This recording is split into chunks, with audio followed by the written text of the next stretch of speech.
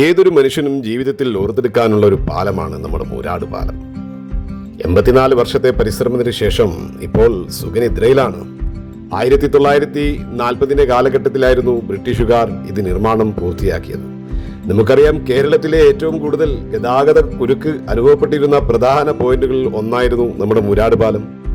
ഇപ്പോൾ നടപ്പാതയായും ആളുകൾ ചൂണ്ടയിട്ട് മത്സ്യം പിടിക്കുന്നതിനായും ഉപയോഗിച്ചു കൊണ്ടിരിക്കുന്നു. എങ്കിലും കാതോർത്ത് ആരെങ്കിലും ചോദിച്ചാൽ കഥകളുടെ ഒരു ലോകം തന്നെ പറയാൻ ഒരുക്കമാണ് നമ്മുടെ മൂരാട് പാലം. അങ്ങനെയുള്ള നമ്മുടെ മൂരാട് പാലം ഓരോ ജനഹൃദയങ്ങളിലും നിറഞ്ഞു നിൽക്കട്ടെ.